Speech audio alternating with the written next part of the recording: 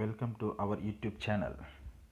ரொம்ப நாள் கழித்து நம்ம வீடியோ மேக் பண்ணுறோம். ஃப்ரெண்ட்ஸ் எல்லாம் கேட்டிருந்தாங்க டிஎன்பிசி ரிலேட்டடான டாபிக்ஸ் கவர் பண்ணுங்கன்னு. அதனால தான் இன்றைக்கி டிஎன்பிசி இருக்கிற சிலபஸ் அந்த ரிலேட்டடாகவும் அந்த டாபிக்ஸ் என்ன மாதிரி டாபிக்ஸ் எல்லாம் படித்தே ஆகணுங்கிறதையும் இந்த வீடியோஸில் கவர் பண்ண போகிறோம். என்னென்னா டிஎன்பிசியில் சிலபஸ் சேஞ்ச் பண்ணியிருக்காங்க. சரிங்களா? இப்போது இந்த தேர்ட் பாயிண்ட் இருக்குல்ல, elements and compounds, acid, base, salt, petroleum products, fertilizers and pesticides, இதுதான் இப்போ ரிவைஸ்டு சிலபஸாக கொடுத்துருக்காங்க. ஆனால் இதுக்கு முன்னாடி இருந்த ஓல்டு சிலபஸில் இருந்து நிறைய டாபிக்ஸ் இல்லாமல் இருக்குது. அதனால் ரொம்ப ஹாப்பியாக இருக்க வேண்டாம். ஜென்ரல் நாலேஜ் அப்படிங்கிறது தான் பேப்பராக இருக்கும் உங்களுக்கு டிஎன்பிஎஸ்சியில். அதிலேருந்து நிறைய கொஸ்டின்ஸ் ரைஸ் பண்ணுவாங்க. ஓல்டு சிலபஸாக இருந்திருக்கலாம், இல்லை வேறு டாபிக்ஸ்லேருந்து டெஃபினட்டாக கொஸ்டின்ஸ் ரைஸ் பண்ணுவாங்க கெமிஸ்ட்ரியிலேருந்து. சரிங்களா? ஈவன் தோ அதர் சப்ஜெக்டும் சொல்கிறேன் நான். இப்போது இதெல்லாம் நீங்கள் நிறைய வீடியோஸ் பார்த்துருப்பீங்க, revised syllabus old syllabus difference எல்லாம். இப்போ நான் அதை சொல்கிறதுக்கான நோக்கம் இது இல்லை, பட் இருந்தாலும் சொல்லிடுறேன். ரிவைஸ்டு சிலபஸும் ஓல்டு சிலபஸுக்கும் என்னென்னா டாபிக்ஸ் தான் குறைவு. ரிவைஸ் சிலபஸில் டாபிக்ஸ் கம்மியாக இருக்குது. ஒரே ஒன்று தான் அடிஷன் பண்ணியிருக்கேன். என்னென்னா petroleum products, 5th one petroleum products தான் அடிஷன் பண்ணியிருக்கேன். அதை தான் மற்றதெல்லாம் கட் பண்ணியிருக்கேன். இப்போ ஓல்டு சிலபஸ் இந்த எல்லோவில் இருக்கிற எல்லாம் கட் பண்ணியிருக்காங்க. சரிங்களா?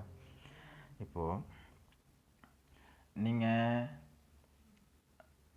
டாபிக்ஸ் எப்படியெல்லாம் கவர் பண்ணால் அடுத்தடுத்த எக்ஸாம்ஸ் எல்லாம் கவர் பண்ணிட்டு குரூப் 2 இல்லை குரூப் 1 கவர் பண்ண முடியும்னா, இப்போ 9th and 10th standard most probably சொல்கிறேன், நீங்கள் கவர் பண்ணிங்கன்னா ஈஸியாக இருக்கும் குரூப் 1 prelims எல்லாம் அடிக்கிறதுக்கு. குரூப் 1 ஆர் குரூப் 2 எதுவாக இருந்தாலும். இங்கே 9th ஸ்டாண்டர்டில் இந்த டேபிளில் என்ன சொல்லியிருக்குன்னா, டேர்ம்ஸ் வைஸாகவும் அண்டு சாப்டர் வைஸாகவும் அந்த சாப்டர் இருக்கிற பேஜ், அந்த பேஜினோட டாபிக்ஸ் எல்லாம் கவர் பண்ணியிருக்கேன். இப்போ அட்டாமிக் ஸ்ட்ரக்சர் இருக்குதுன்னு வச்சிங்களேன் 9th. இது ஓல்டு சிலபஸா நியூ சிலபஸா, அதில் இருக்கா இல்லையா அப்படின்னு எல்லாம் பார்த்துட்ருக்காம, நீங்கள் ஓல்டு சிலபஸாக இருக்கிற டாபிக்ஸாக இருந்தாலும் சரி, நியூ சிலபஸாக இருக்கிற டாபிக்ஸாக இருந்தாலும் சரி, நீங்கள் 9th 10th ஆர் 8th இது மாதிரி கவர் பண்ணி படிங்க. ஜென்ரலாக படிங்க. அப்போ தான் அவங்களால ஈஸியாக ஸ்கோர் பண்ண முடியும். இப்போ அட்டாமிக் ஸ்ட்ரக்சர் இருக்குன்னா 9th ஸ்டாண்டர்டில் என்ன பண்ணியிருப்பாங்கன்னா, ஒரு நியூக்ளியஸ் பற்றியும், இப்போது ருதர் போர் மாடல் இந்த மாதிரிலாம் கவர் பண்ணியிருப்பாங்க. சரிங்களா? ஒரு தியரி வைஸாக. அண்டு பீரியாடிக் கிளாசிஃபிகேஷன் ஆஃப் எலமெண்ட்ஸ்னு இருக்கு இல்லைங்களா? இந்த டாபிக்ஸ் பொறுத்த வரைக்கும் இதெல்லாம் நமக்கு தெரிஞ்ச விஷயந்தான். இப்போது எத்தனை காலம் இருக்குது, அதாவது எத்தனை குரூப்ஸ் இருக்குது, எத்தனை பீரியட் இருக்குது, நியூ எலமெண்ட்ஸ் எத்தனை ஆட் பண்ணியிருக்காங்க, அதனுடைய ஐயுபிஎஸ்சி நேம் என்ன, சரிங்களா?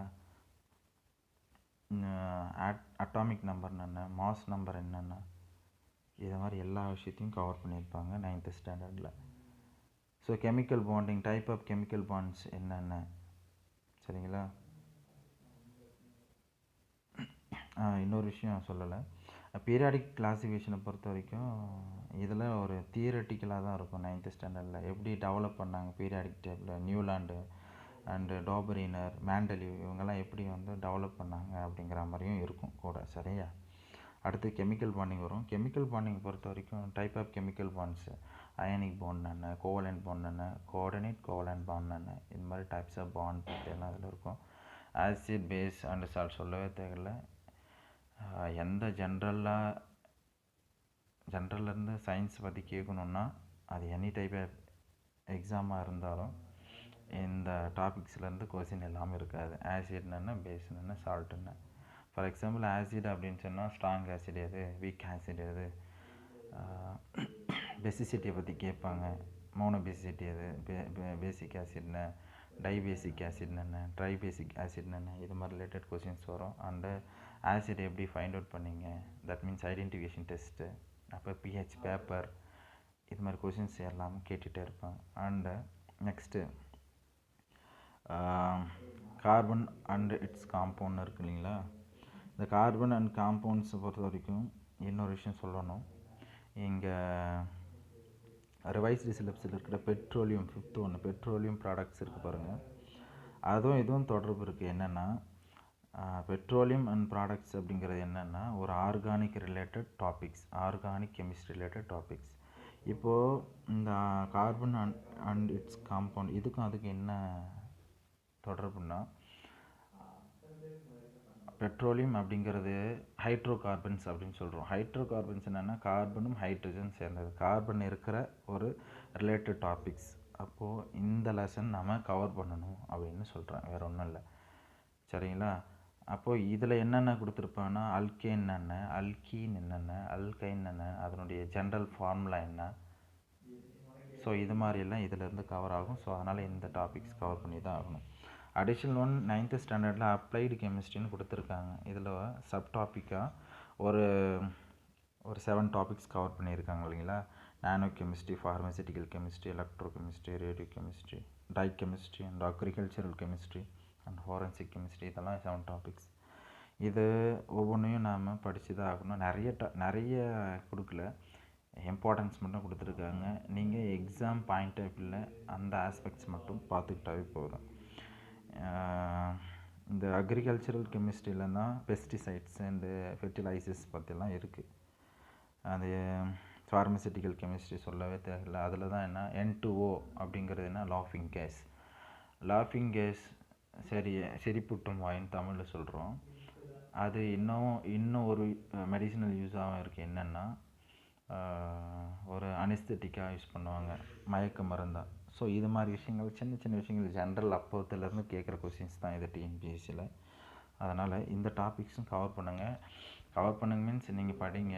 நம்ம அடுத்தடுத்த நாட்களில் இந்த ரிலேட்டட் டாபிக்ஸ் எல்லாமே ஒவ்வொரு வீடியோஸாக ரொம்ப ஈஸியாக ட்ரிக்கியாக எக்ஸாம் ரிலேட்டடாக கொஷின்ஸ் கவர் பண்ண போகிறோம். ஸோ நம்ம சேனல் அடுத்தடுத்த வீடியோஸ் வரப்போது வெயிட் பண்ணுங்கள். குட். அடுத்து பாருங்கள் 10th ஸ்டாண்டர்ட்லையும் சேம் டாபிக்ஸ் தான் இருக்கும், பட் அதிலேருந்து கொஞ்சம் அட்வான்ஸாக இருக்கும், அவ்வளோதான்.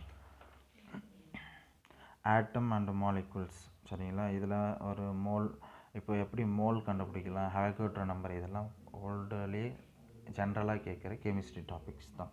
ஸோ மோலில் ஹேகோட்ரோ நம்பர் இது மாதிரி எல்லாம் இந்த ஆட்டம்ஸ் அண்ட் மாலிகுல்ஸில் இருக்கும். And periodic classifications of elements அந்த டாபிக்ஸில் இது அடிஷனல் 1. இதுக்கு முன்னாடி 12th and 11th கேட்கப்பட்ட அயனைசேஷன் பொட்டென்ஷியல் என்ன, எலக்ட்ரான் அஃபினிட்டி அண்ட் எலக்ட்ரோநெகட்டிவிட்டி, இதெல்லாம் 10th ஸ்டாண்டர்டில் நியூவாக சேர்த்துருக்காங்க. இந்த விஷயம்லாம் நம்ம தெரிஞ்சு தான் ஆகணும். அப்படின்னா என்னென்னு நான் ஈஸியாக சொல்கிறேன் அடுத்தடுத்த வீடியோஸில். அடிஷனல் 1 கரோஷன் பற்றியும் இதில் இருக்குங்க.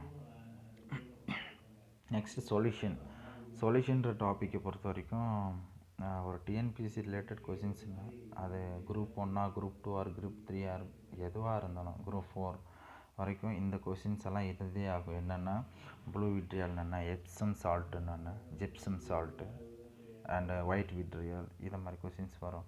ப்ளூ விட்ரியல்னால் for example copper sulphate 5H2 pentahydrate அப்படின்னு சொல்லுவோம். எப்சம் சால்ட்னா magnesium sulphate and 7H2O.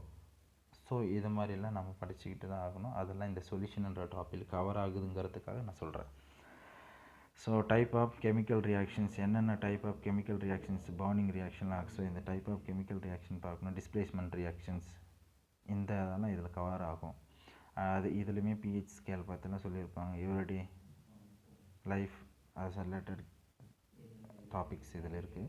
Carbonates compound சொன்னேன் இல்லைங்களா, அந்த அல்கேன் பற்றியும் ஒரு காம்பவுண்ட் கொடுத்து ஐயூபிஎஸ் நேம்லாம் கேட்பாங்க. அடிஷனல் 1 இதில் சோப்பு பற்றி கவர் பண்ணியிருக்காங்க. Soap detergent. சோப்பு அப்படின்னா என்ன அப்படின்னா